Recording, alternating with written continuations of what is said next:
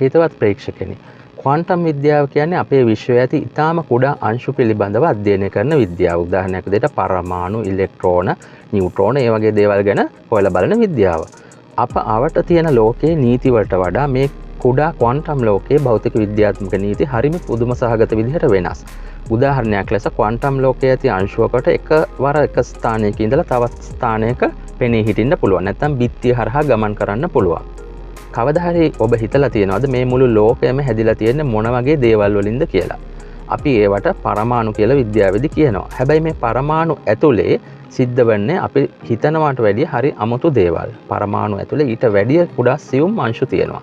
ඒක තමයි අපි ඒ වගේ ಗುಣ තමයි අපි කතා කරන්නේ ක්වාන්ටම් විද්‍යාවේදී. අපි කතා කරන මේ අමුතු ලෝකය ගැන ක්වාන්ටම් විද්‍යාවේදී මනාව පැහැදිලි කරලා තියෙනවා. සාමාන්‍යයෙන් කාසියක් උඩ දැම්මොත් ඒකේ වැටෙන්නේ සිරස හරි අගය හරි. අපි නෝන හරි පොල්ල හරි කියන්නේ අන්න ඒක. ඉතින් ඒත් ක්වාන්ටම් ලෝකයේදී අංශුවක් කැරකෙන කාසියක් වගේ. බලපුවාම අපිට දෙකම පේනවා එකවර. හරියට කැරකෙන ෆෑන් එකක් වගේ. එක පැත්තකට වැටෙන්න කලින් පැති දෙකම තියෙනවා වගේ තමයි පේන්නේ. අපි එකක් දැස බලනකම් ඒ අංශුව එකවර ස්ථාන කීපයක තියෙන්න පුළුවන්. අපි ඒක දැස බලනකම් මේ අංශුවට එකවර ස්ථාන කීපයක ඉන්න පුළුවන්. මේකට අපි කියනවා සුපර් පොසිෂනින් කියලා. ඊළඟ පුදුම හිතන දේ තමයි එන්ටැන්ගල්මන්ට් කියන එක. ක්වාන්ටම් එන්ටැන්ගල්මන්ට් කියන්නේ හිතන්න මැජික් ධාතු කැටයක් තියෙනවා. එකක් ලංකාවේ තියෙනවා, අනික ඇමරිකාවේ තියෙනවා. ඔබ ලංකාවේ තියෙන ධාතු කැටය පෙරලනකොට ඒක දානකොට ඒක වැටෙන අංකයම ඇමරිකාවේ තියෙන ධාතු කැටයත් පෙන්නනවා. ඒක දැම්මම මේකේ පෙන්වන්නේ ඒ අගයමයි.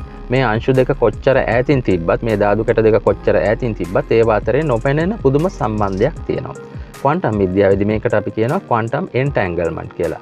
මේවා නිකන් හිතලු නෙවෙයි විද්‍යාඥයෝ පරීක්ෂණ කරලා අද වෙනකොට ඒවා සනාථ කරලා තියෙනවා. අද ඔබ පාවිච්චි කරන ස්මාර්ට්ෆෝන්, ලේසර් කිරණ සහ රෝහල් වල තියෙන MRI ස්කෑන් යන්ත්‍ර පවා වැඩ කරන්නේ මේ ක්වාන්ටම් විද්‍යාව නිසා.